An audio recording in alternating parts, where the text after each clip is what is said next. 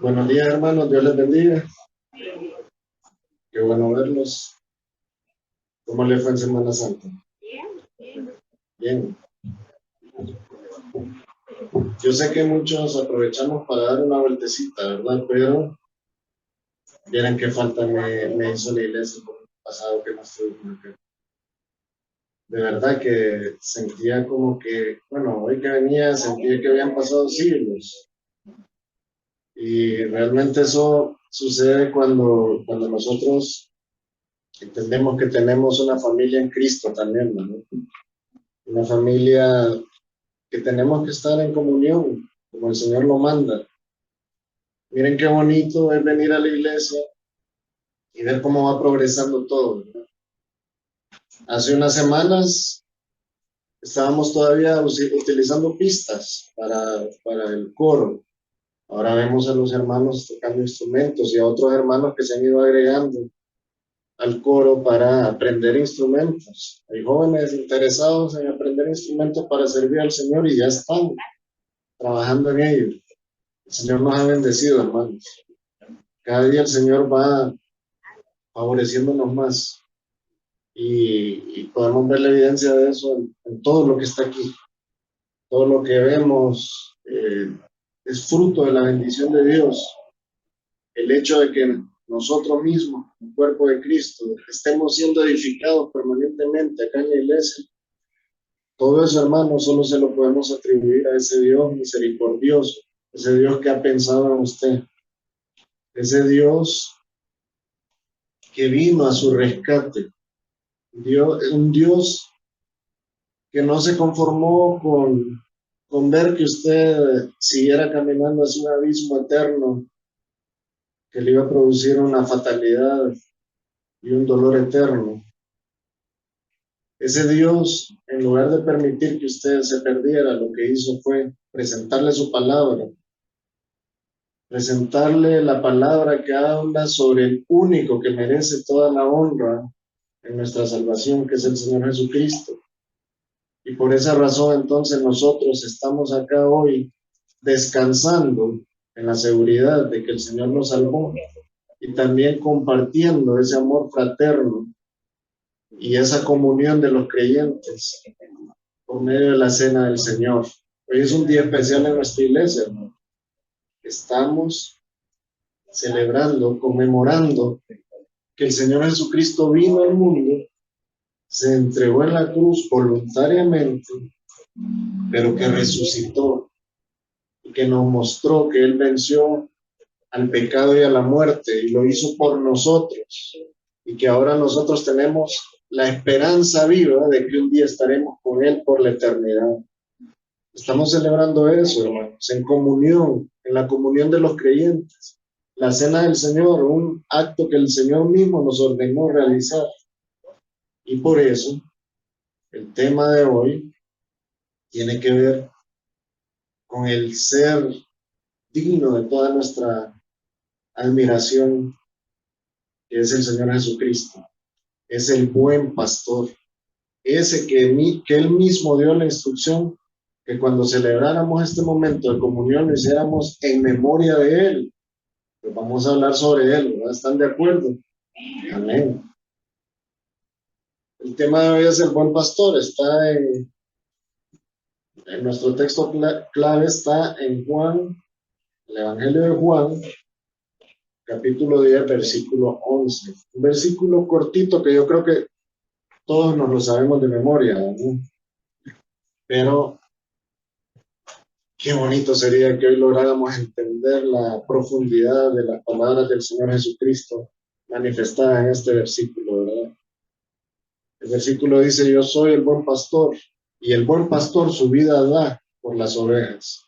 Así que vamos a pedirle al Señor que nos ayude a entender lo que significa esto. Le invito a que ore conmigo.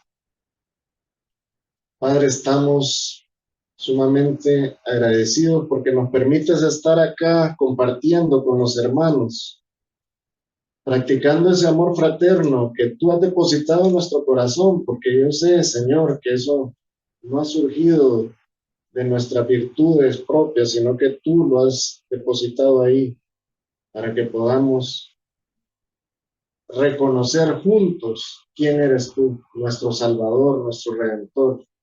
Señor, venimos a ti para que nos ayudes a discernir tu palabra, a entender tu palabra, para que hoy, Señor, nuestro corazón se llene de júbilo al reconocer quién eres tú, quién es el Señor Jesucristo, quién es el Espíritu Santo y la acción que han hecho, Señor, en nuestra vida para poder entender que eres el único Dios verdadero, el Dios triuno, el Dios trino.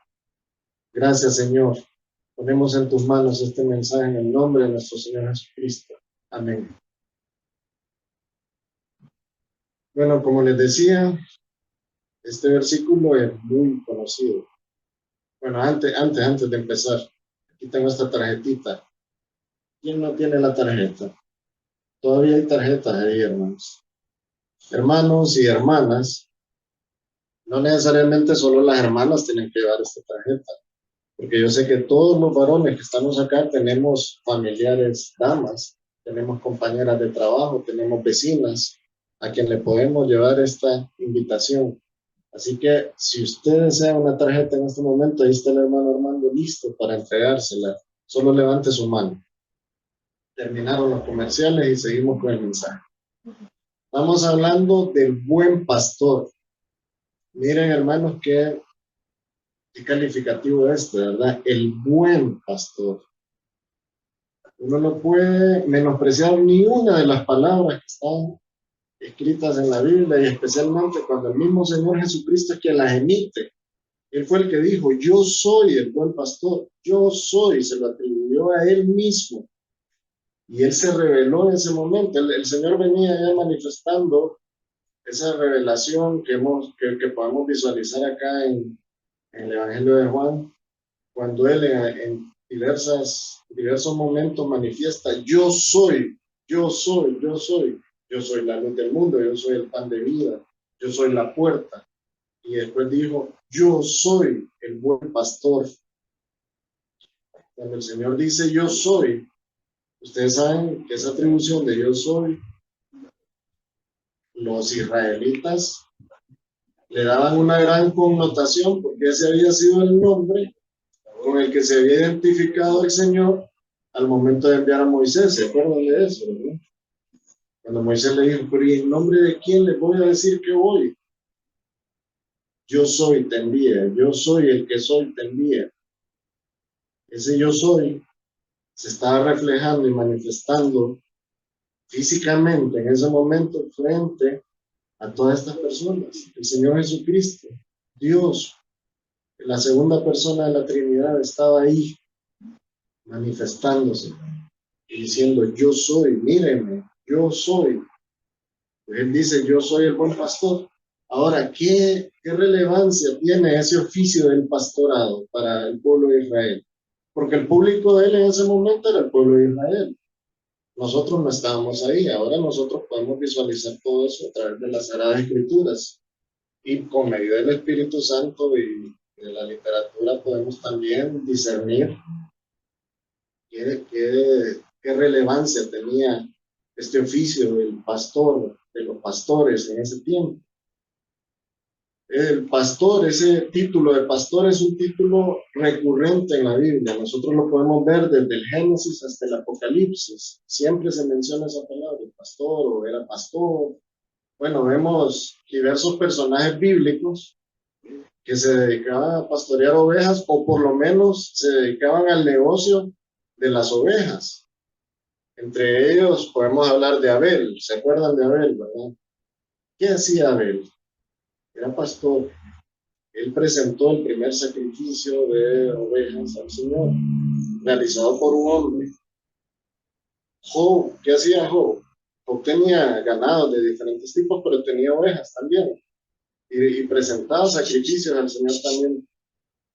Igualmente, Abraham tenía ovejas. Lot, igual, se tuvieron que dividir entre Abraham y Lot los territorios porque tenían demasiado rebaño.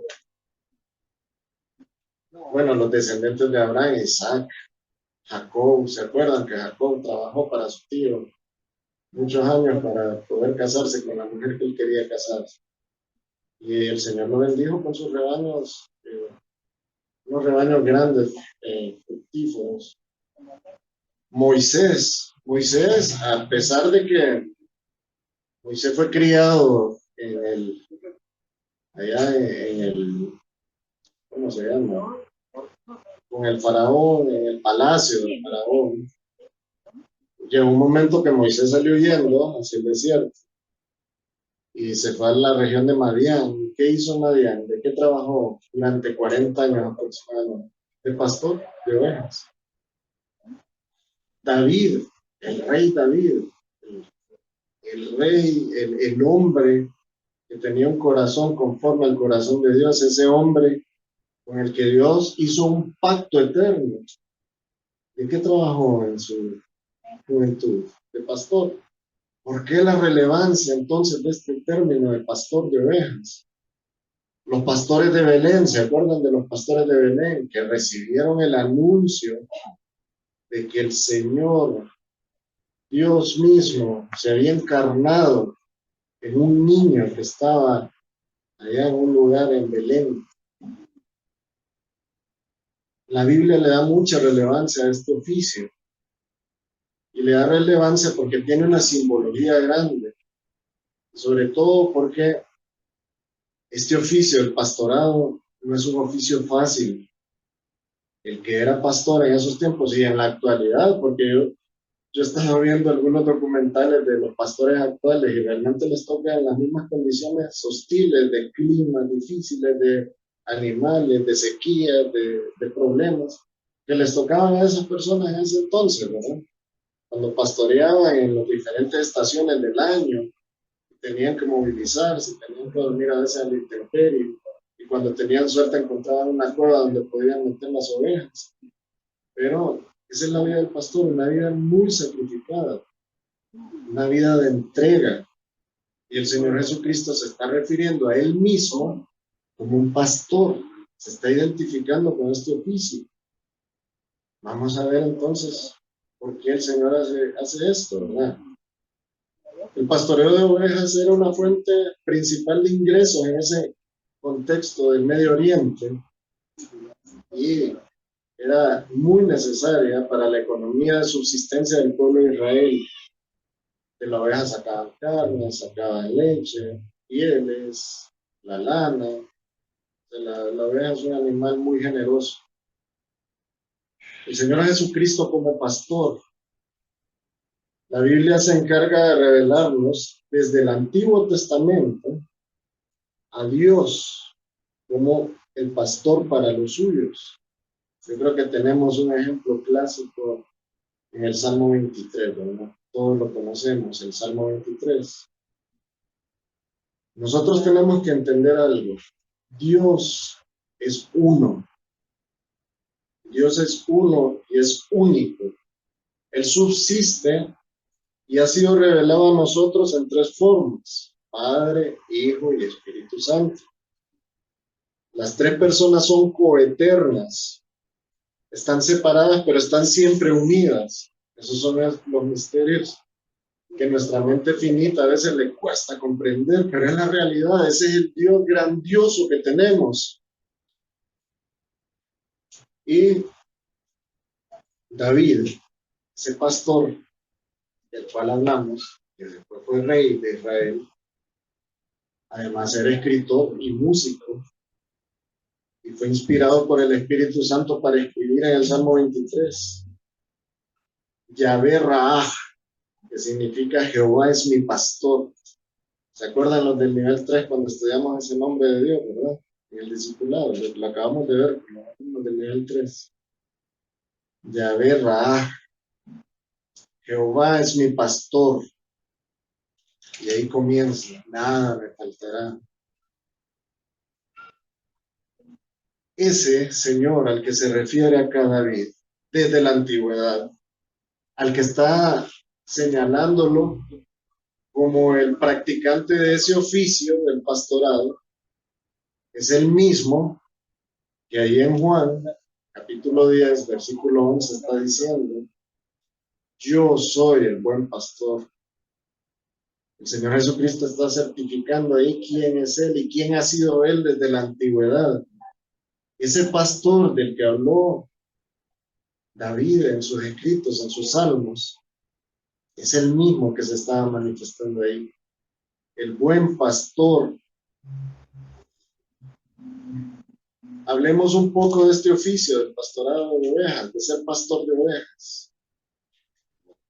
Bueno, en el antiguo Israel, los pastores cuidaban principalmente ovejas de una especie de cola ancha, una variedad que se caracteriza por tener lana densa y una gran cola de grasa.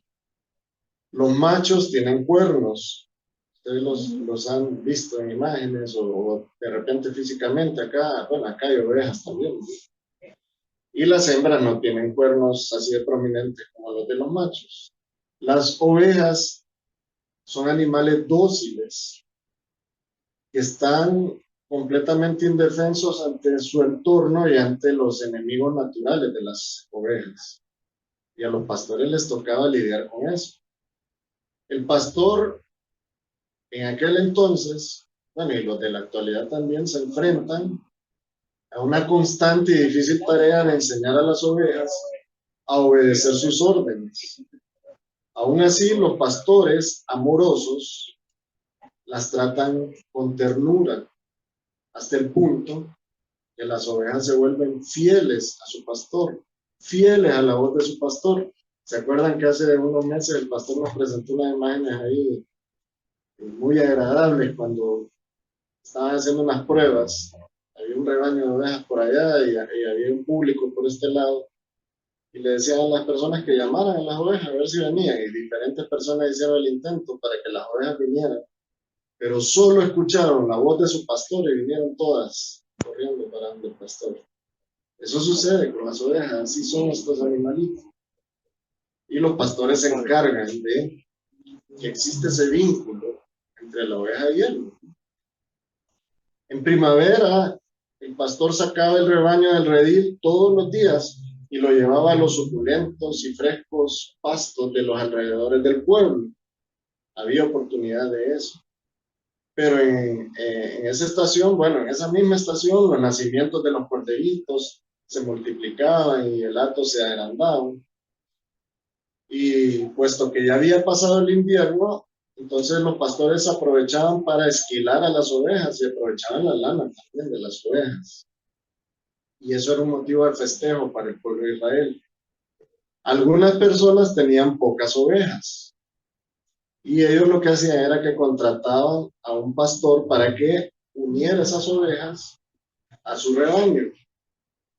Van a ver la importancia de esto que estamos hablando ahorita.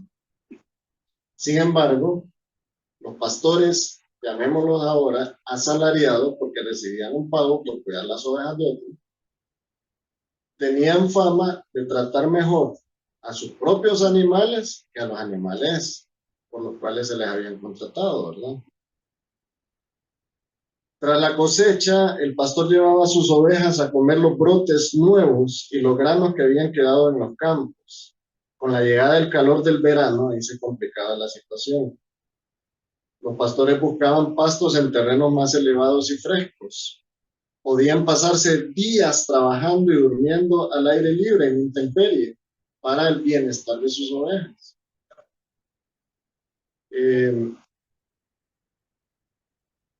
Llevaban al rebaño a pastar sobre las escarpadas lomas verdes y por las noches les tocaba difícil porque tenían que vigilar al redil cuando estaban en un ambiente descubierto. Algunas noches, con suerte, ellos podían reunir esos animales y protegerlos en una cueva. ¿Y de quién los protegían? De los chacales, de las hienas, de lobos, de zorros que andaban por ahí queriendo alimentarse con las pobres ovejitas, ¿no? Así como sucede en la actualidad. De las ovejitas del Señor hay mucha gente que quiere alimentarse, ¿verdad? Entonces, el pastor estaba pendiente y si él escuchaba, digamos, una hiena aullar, Él espantaba al rebaño y lo tranquilizaba con su voz. La voz del pastor tranquilizaba a las ovejas, porque las ovejas se desesperaban cuando escuchaban el peligro, ¿verdad? De un depredador cerca, porque ellas identificaban al depredador, pero el pastor venía y las calmaba. Eso sucede con los rebaños de ovejas. Al ponerse el sol, el pastor siempre contaba las ovejas y las examinaba una por una, a ver si no se le había enterrado una espina entre las pezuñas, a ver si no se había roto la oreja en alguna planta ahí de esas plantas dañinas o en una roca o algo. El pastor siempre estaba pendiente de examinar a cada una. Ese es el trabajo de un pastor de ovejas. Por la mañana las llama y ellas lo siguen hacia los pastos. Al mediodía las abreva, las lleva a tomar agua en charcas de agua fresca, y si las charcas están secas, pues le tocaba caminar más y las conducía hasta donde estaba el pozo, sacaba el agua del pozo, le llenaba recipientes o algún lugar ahí especial para que ellas tomaran agua. Ese es el trabajo sacrificial de un pastor. Hacia el final de la estación seca, era común que los pastores trasladaran sus rebaños a los valles o a la llanura cerca de la costa. Cuando comenzaban las frías lluvias, ellos regresaban a su casa para que pasaran el invierno resguardadas. Las fuertes lluvias, de esas fuertes lluvias que a veces también traían granizos, o a veces se enfriaba tanto el ambiente que caía nieve. Entonces las resguardaban ya en un lugar más eh, adecuado para que no sufrieran. Y no las sacaban al campo abierto hasta el momento de la primavera. La ropa del pastor era una ropa sencilla pero resistente. Para protegerse de la lluvia, de la brisa nocturna, solía usar un manto de piel de oveja con lana hacia adentro para defenderse del frío, ¿verdad? Y debajo se ponía una túnica. También llevaba sandalias para proteger sus pies de los espinos y de las rocas afiladas. Tenía un paño de lana tejida para cubrirse la cabeza, como lo que ahora conocemos como un gorro, ¿no? Un gorro. Eh, ¿Qué incluía el equipo de trabajo de un pastor? Tenía un zurrón, esa es una bolsa de cuero, en donde él podía llevar pan, aceitunas, frutas secas, queso u otros alimentos que duraran un poquito, que no se dañaran, porque a él le tocaba salir y él no sabía cuándo iba a regresar, ¿no? Tenía la vara, que era un garrote, que con ese era más o menos de 1 metro de alto, 3 pies. Esa vara el pastor le incrustaba fragmentos de roca y la usaba como un arma para protegerse, ¿verdad? De la fiera, de cualquier depredador que lo quisiera dañar. También tenía un cuchillo tenía múltiples funciones, como ahora, ¿verdad? Tenía el cayado, que ese cayado, además de que le servía a él como un bastón para apoyarse cuando iba escalando los diferentes lugares, senderos hacia arriba, ese cayado le servía también para controlar a sus ovejas.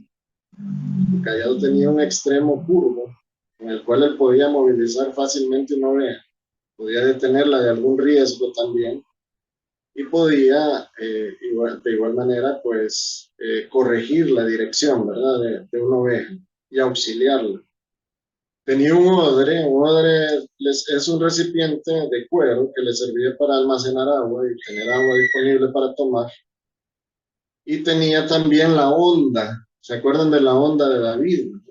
¿Qué era David? ¿Dónde aprendió David a usar la onda? Cuando era pastor de ovejas.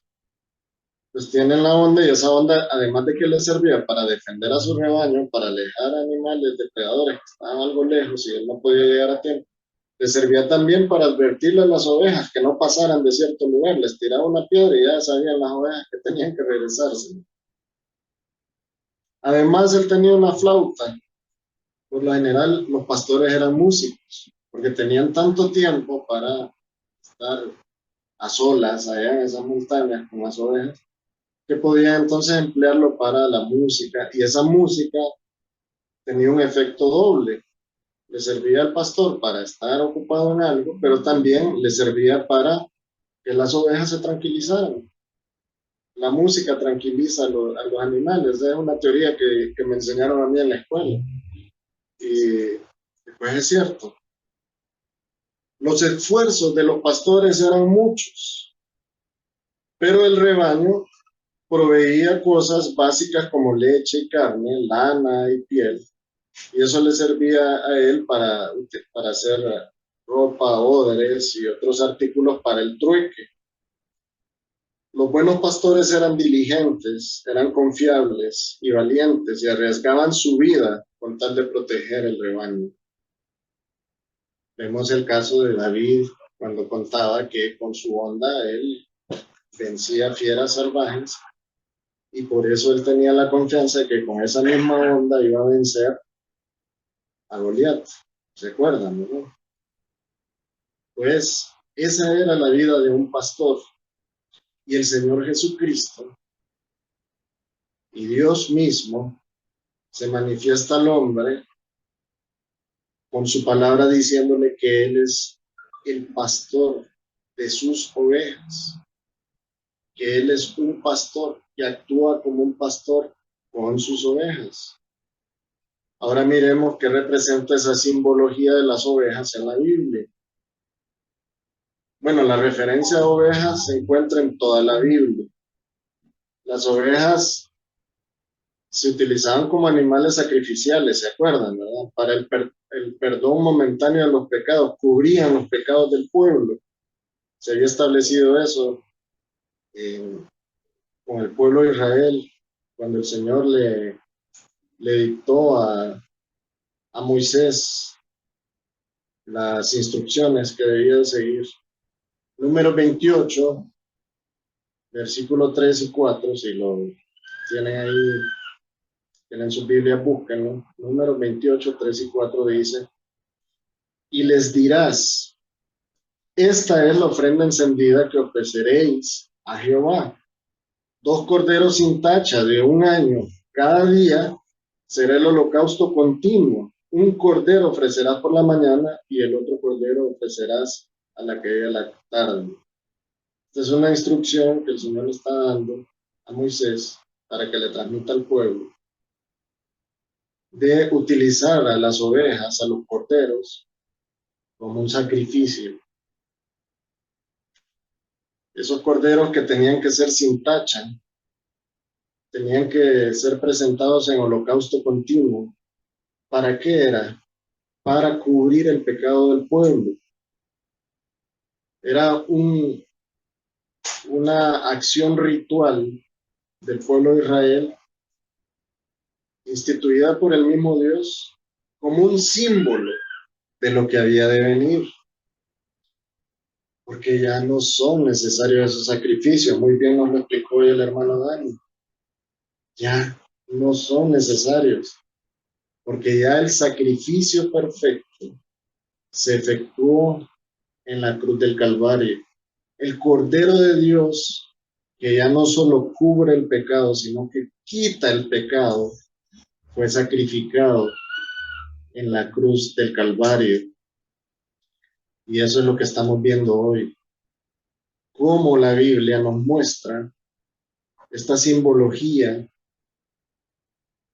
para irnos preparando y para ir preparando al pueblo para la llegada de ese momento del conocimiento, para nosotros el conocimiento de que el Señor ya vino, y para ellos el conocimiento de que el Señor iba a venir, el Mesías de Dios iba a venir como el Cordero de Dios, el Cordero sacrificial, el sustituto, el Redentor, iba a venir a la cruz para limpiar los pecados del pueblo. Entonces vemos las ovejas utilizadas en este contexto de los sacrificios. También las ovejas se pueden utilizar simbólicamente para representar al pueblo de Dios. Dios mismo llama a su pueblo como ovejas. ¿Por qué llama al pueblo como ovejas? Porque él mismo asume el rol de pastor, el pastor de las ovejas. El Señor primero comparó a los israelitas como ovejas y luego aplicó esta etiqueta a todos los que son llamados por su nombre, que somos nosotros, la iglesia de Cristo. Mateo 25, 31 y 32 dice: cuando el Hijo del Hombre venga en su gloria y todos los santos ángeles con él, entonces se sentará en su trono de gloria y serán reunidas delante de él todas las naciones y apartará los unos de los otros como aparta el pastor las ovejas de los cabritos.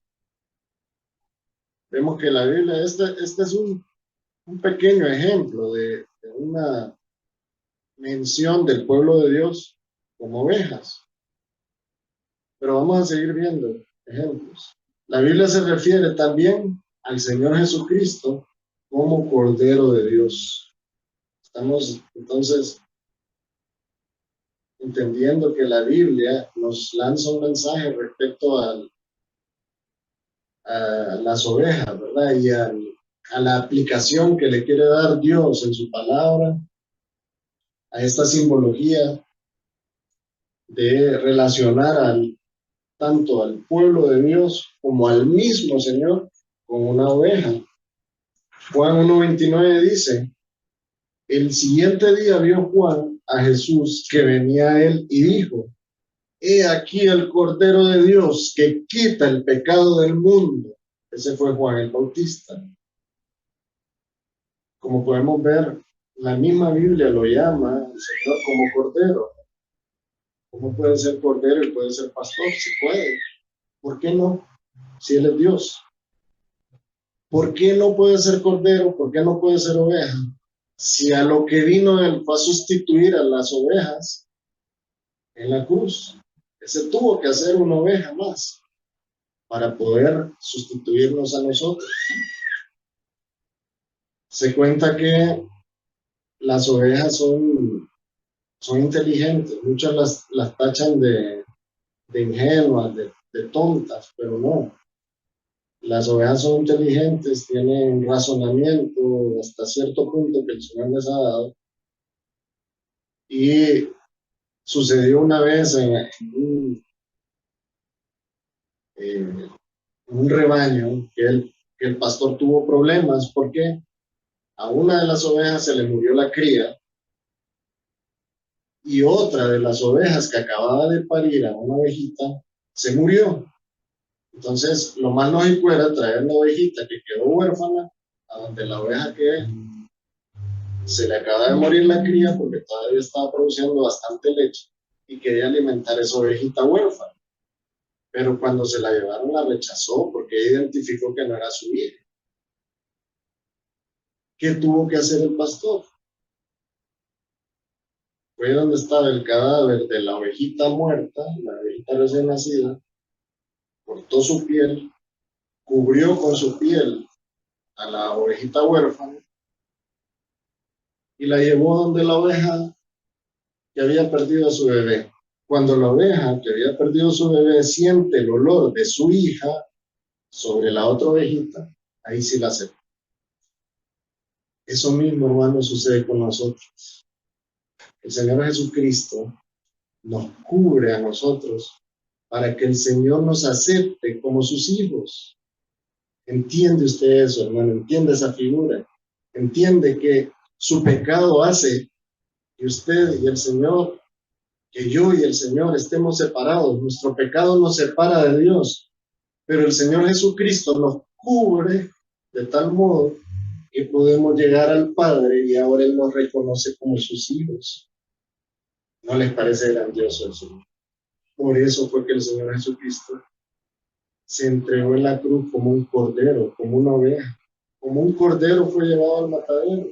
No habló, no metió palabras, no abrió su boca.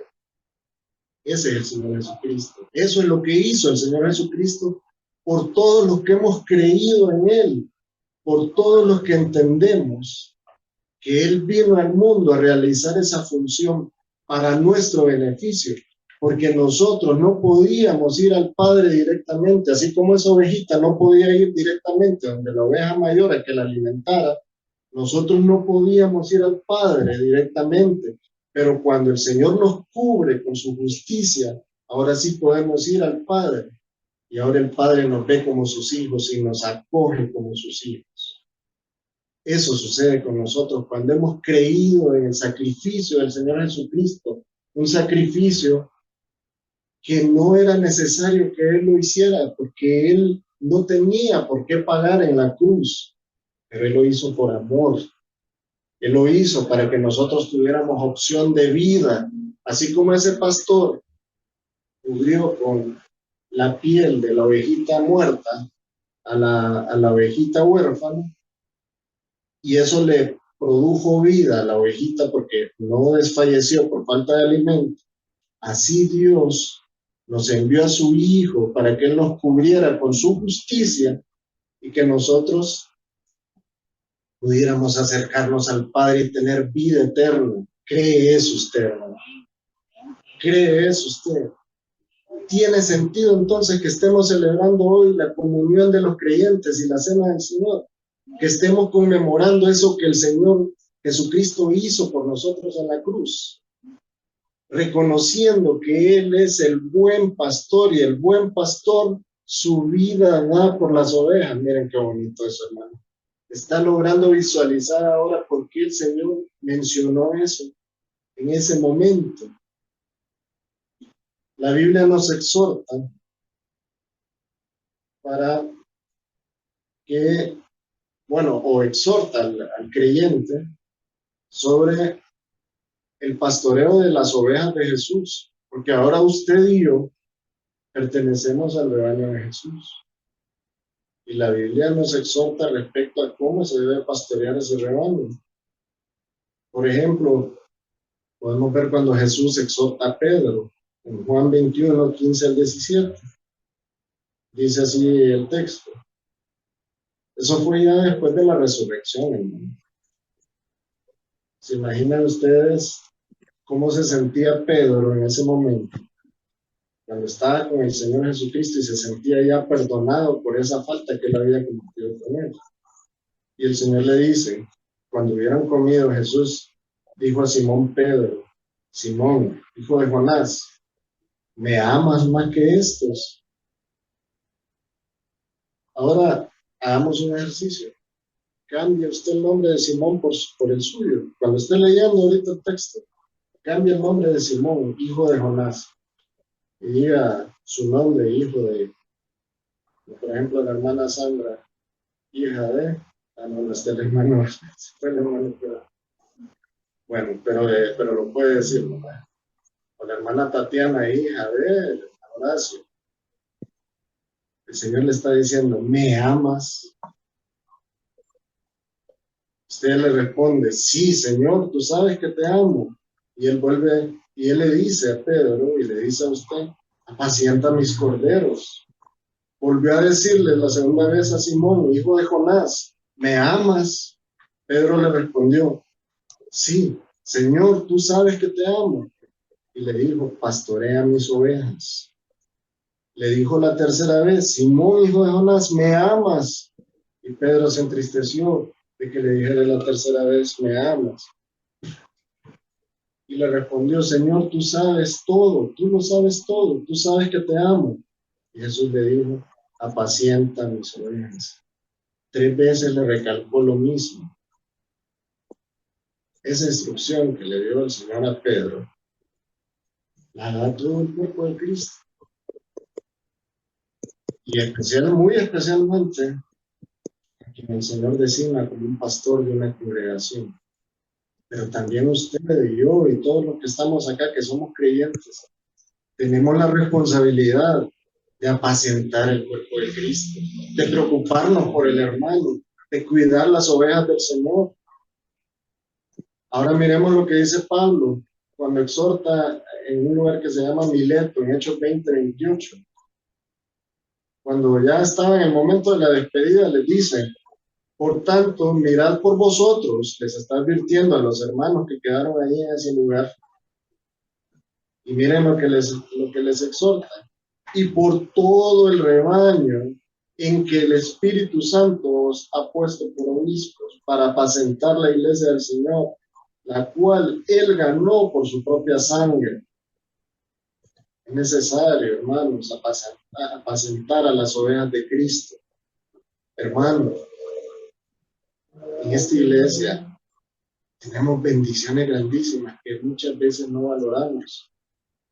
Miren, el hecho de que existe este evento para las damas, a esto se le puede decir que en esta iglesia se está apacentando a las ovejitas damas de la iglesia.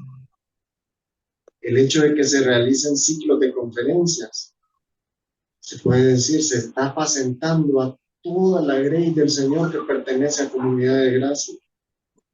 El DFC, hermanos, estos cultos, el culto de doctrina para la vida, el culto de congracia, los cultos de jóvenes, todo, hermano, todo lo que se realiza en esta iglesia es con el fin de apacentar a las ovejitas del Señor. Es parte usted de las ovejas y es parte usted también de los que se preocupa por apacentar a otros. Pedro exhorta a los expatriados. ¿Se acuerdan que hemos estado hablando de Primera de Pedro y de los expatriados? En Primera de Pedro 5, versículos 2 y 3 dice: apacentada la grey, o sea, el rebaño de las ovejas. La grey es el rebaño, un rebaño menor. Apacentada la grey de Dios que está entre vosotros, dice Pedro en 1 Pedro 5, 2 al 3. Cuidando de ella, no por fuerza, sino voluntariamente, no por ganancia deshonesta, sino con ánimo pronto, no como teniendo señorío sobre los que están a vuestro cuidado, sino siendo ejemplos de la grey. Mucho de acá, gloria a Dios, hemos entendido que es necesario servir a Dios, involucrarnos en el servicio de la obra de Dios. Unos están en el coro, otros están dirigiendo a los jóvenes, otros están dirigiendo a los hermanos de servicios en el templo, otros hermanos están en el ministerio de caballeros, las hermanas en el ministerio de damas y todos los ministerios que están constituidos en esta iglesia están realizando una labor importantísima en la grey de Dios, en ese rebaño pequeño de Dios que está aquí, que está concentrado acá por la voluntad de Dios. Usted cree que está aquí porque a usted se le ocurrió un día: voy a buscar a Dios. Dios la buscó a usted así como el pastor busca las ovejas. Ahora hablemos entonces del buen pastor.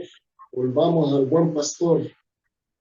El Evangelio de Juan nos describe ese trascendental momento de la historia humana cuando Jesús revela abiertamente quién es. Y lo podemos ver desde antes que él manifestara: yo soy el buen pastor. Él ya había dicho: yo soy el pan de vida, yo soy la luz del mundo, yo soy la puerta. Y luego dice, como cuarta declaración de yo soy el buen pastor. Y en el Evangelio de Juan están manifestadas 7 expresiones del Señor Jesucristo refiriéndose a él como yo soy. Entonces podemos decir que yo soy el buen pastor es la mitad de esas manifestaciones, ¿verdad? Y podemos compararlo como cuando, no sé quiénes tuvieron una infancia bonita, pero yo sí. Cuando uno iba a una quebrada y quería cruzar al otro lado, ¿se acuerdan que si no había camino uno lo hacía? ¿Cómo lo hacía? Agarraba una piedra, la tiraba. Yo soy el pan de vida, dijo el Señor, la primera piedrita. Mira la siguiente. Yo soy la luz del mundo. Tira la siguiente piedrita para cruzar al otro lado. Yo soy la puerta. La piedrita que va en la mitad, que es la que estamos estudiando hoy. Yo soy el buen pastor. Y sigue el Señor tirando las piedritas hasta pronunciar las 7 expresiones en donde Él se manifiesta como el yo soy. ¿Cuáles nos faltan? Vamos a ver si está en clase. Ya la dijimos. Sí, otra. Yo soy el camino. La verdad. la verdad y la vida. ¿Cuál otro yo soy? Yo soy la resurrección y la vida. Y el último yo soy la vida verdadera. Hermanos, encuentran una relación ustedes cuando el Señor dice, yo soy, en su primera declaración de yo soy, él dice, yo soy el pan de vida. Y en la última dice, yo soy la vida verdadera, de donde se extrae el jugo de uvas, que representa la sangre del Señor Jesucristo. Ven cómo la Biblia se explica ella sola y nos induce a entender ese Dios grandioso, ese Dios omnipotente, omnisciente, ese Dios perfecto, ese Dios sabio en todos sus caminos, que nos deja asombrados a nosotros cuando vemos esas verdades manifestadas ahí. Cómo el Señor se nos presenta y nos revela al Señor Jesucristo por medio de su palabra, para que entendamos quién es Él, para que entendamos lo que representó su sacrificio. Y el mismo Señor nos ordena que practiquemos en conmemoración suya la comunión de los creyentes, celebrando la cena del Señor, representando su cuerpo con el pan y su sangre con el vino. Eso es lo que estamos haciendo hoy acá, hermanos. Reconociendo a ese Señor Jesucristo, el que nos habla la Biblia, que nos da toda la evidencia de que si no fuera por Él, ninguno de los que está aquí tendría capacidad de encontrar paz y comunión con Dios. Ninguno de los que está aquí podría vivir así como vivió esa ovejita huérfana que fue cubierta con la piel de otra ovejita. Así llegamos nosotros al Señor, cubiertos por la justicia del Señor Jesucristo, por la sangre del Señor Jesucristo derramada en la cruz del Calvario, que nos limpia de todos nuestros pecados, no solo de los pecados pasados, de todos nuestros pecados. El Señor nos liberó ya de la muerte eterna y ahora lo que nos queda a nosotros es comportarnos como ovejas dignas del Señor. ¿No creen eso, no? El día de hoy vamos a celebrar la Cena del Señor. Y este es un momento muy especial. Pero quiero que leamos, para terminar, este texto corrido.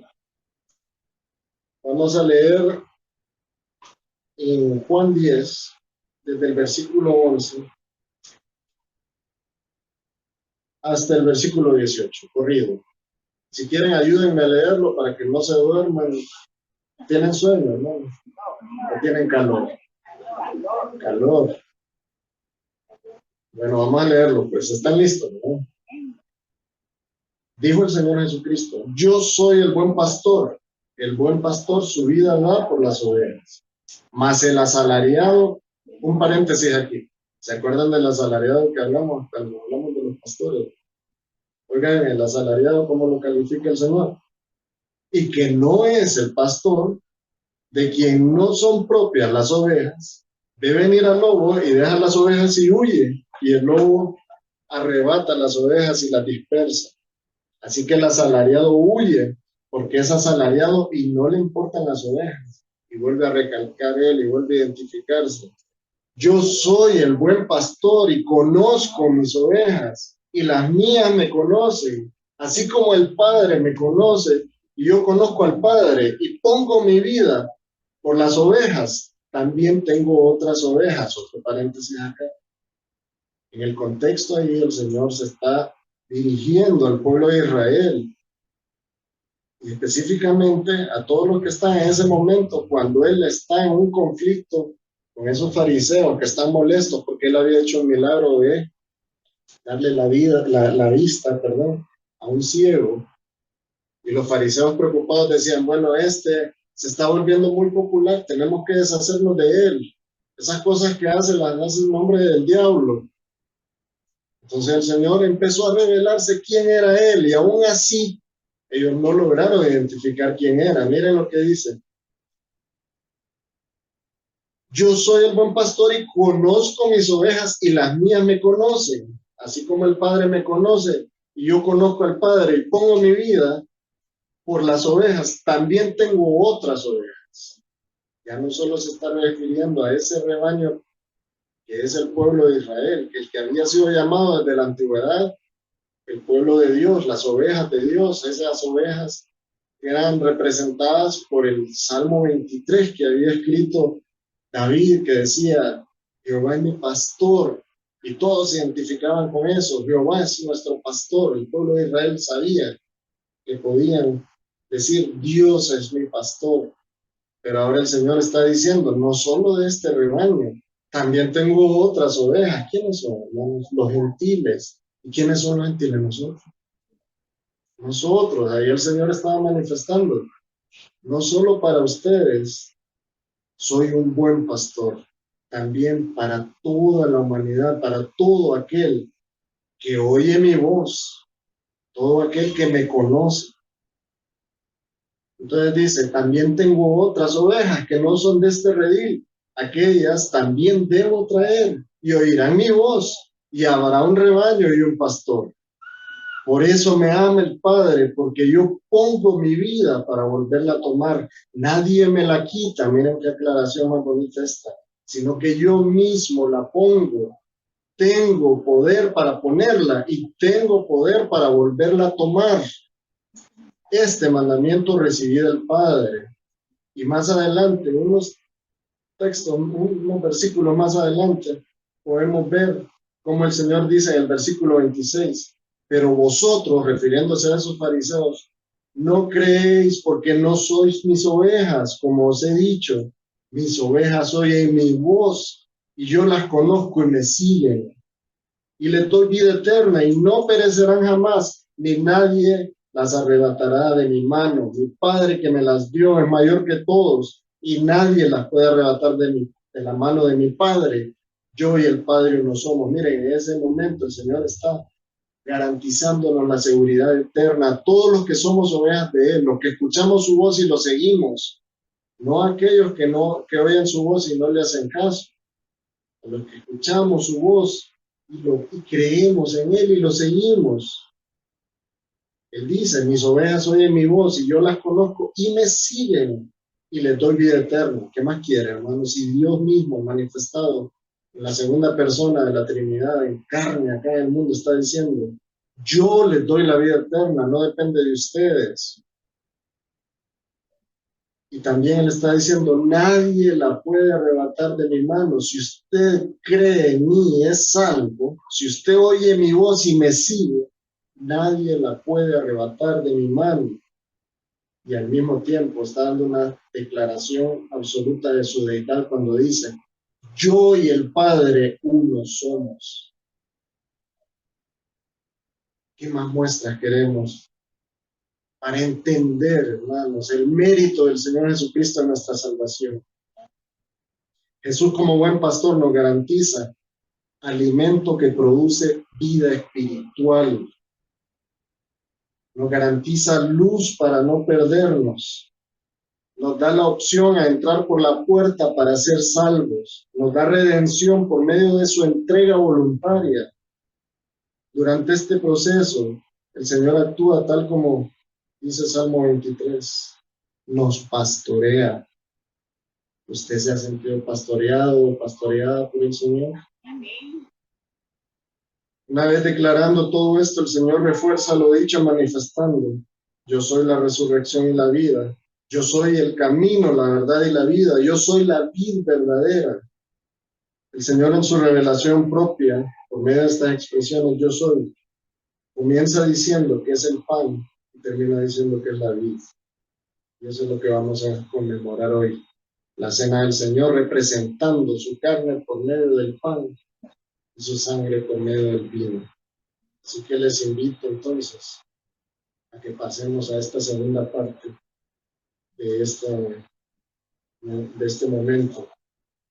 Vamos a comenzar con la cena del Señor y le pido a los hermanos del coro que se acerquen, igualmente a los hermanos que nos van a servir los elementos, que tomen sus lugares, porque vamos a participar de la comunión de los creyentes, de la cena del Señor. La cena del Señor debe ir acompañada de oración. Es importante que oremos. Es importante que vayamos al trono de la gracia, como dice Hebreos 4:16, que nos acerquemos confiadamente y que pidamos misericordia y hallemos gracia para el oportuno socorro. Hermanos, todos somos seres imperfectos, todos cometemos pecado.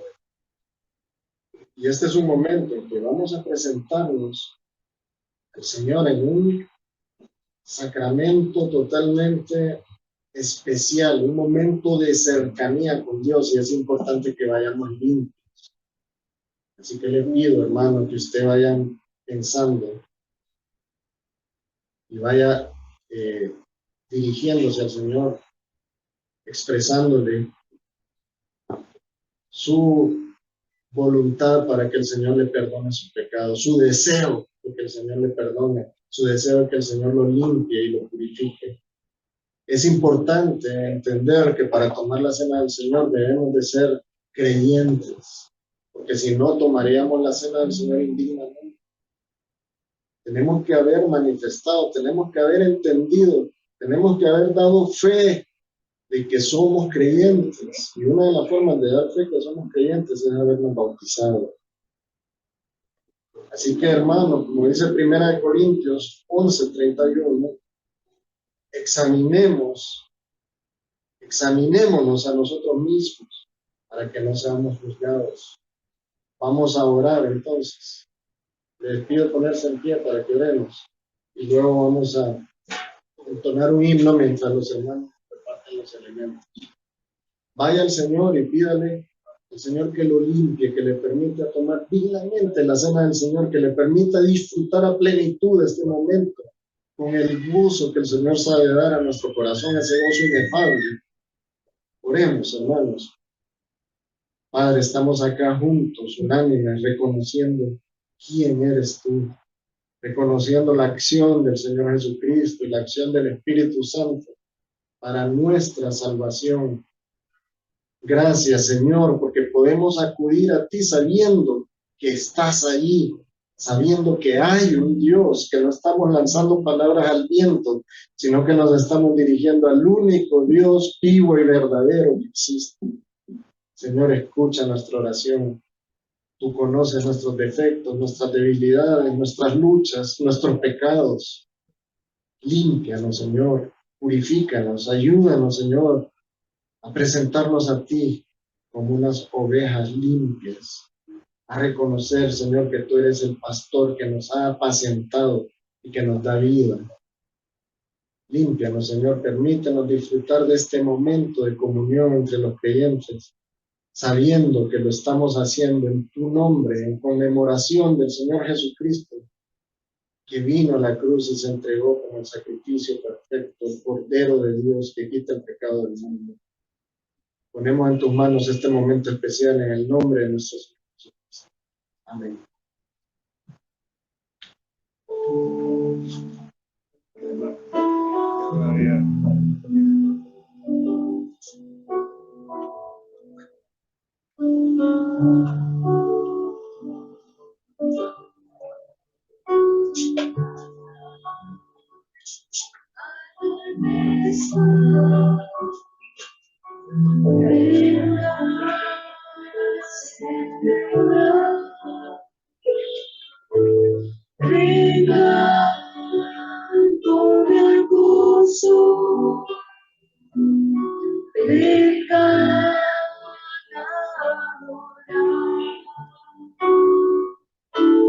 Cristo extiende su mano,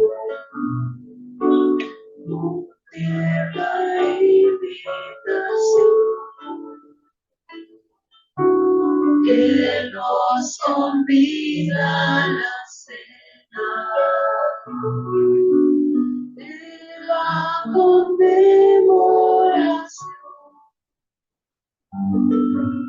Vengan a la mesa, vengan a celebrar, vengan con gran gozo, venga a adorar. Juntos tomemos la cena con gratitud al Señor. Cristo Jesús nos dio vida, es nuestro gran Salvador. Venga a la mesa, venga a celebrar, venga con gozo, venga a adorar. Somos un cuerpo en Cristo, con su amor nos unió. Hoy compartimos con gozo, hijos de un solo Dios.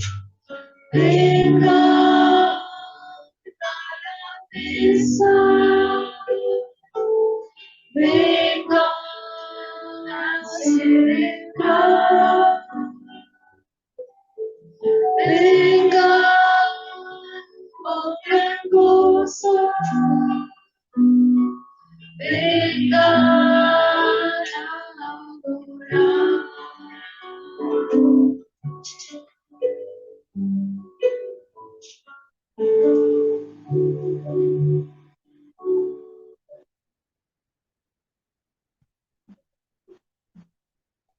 Gloria a Dios.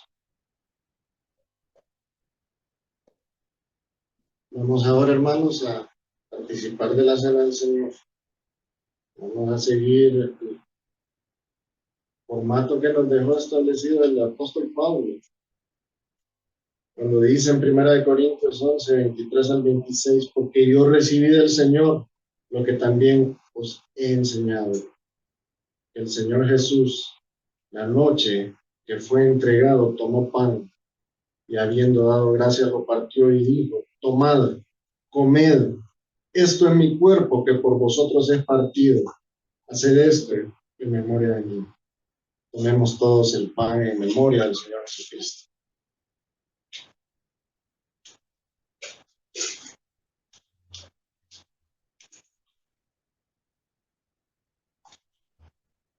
Asimismo tomó también la copa, después de haber cenado, diciendo, esta copa es el nuevo pacto en mi sangre.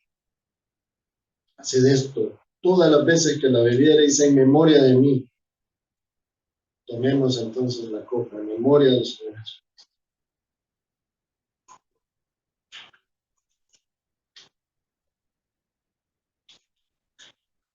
Sigue diciendo el apóstol, así pues, todas las veces que comieres este pan y bebieres esta copa, la muerte del Señor anunciáis hasta que Él venga.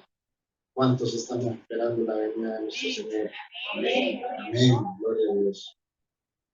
Vamos a orar para despedir esta reunión, este culto, este mensaje. Todavía faltan los niños, recuerden, no me vayan. Señor, gracias por este momento, gracias por este acto especial que hemos realizado, reconociendo quién eres tú. Señor, ayúdanos a reconocer que tú eres nuestro pastor y que nos has guiado, nos has apacentado, que nos has traído a ti, que nos rescataste, Señor, de la muerte, de todas esas bestias rapaces que querían destruirnos. Gracias, Señor, porque contamos con tu auxilio y tu protección. Ayuda a toda nuestra congregación. Bendice al pastor Julio, a su familia y a todos los hermanos que participan también en cada uno de los diferentes ministerios de la iglesia.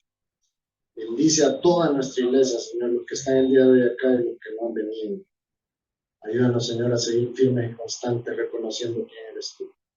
Oramos en el nombre de nuestro Señor Jesucristo. Amén. Dios les bendiga, hermano.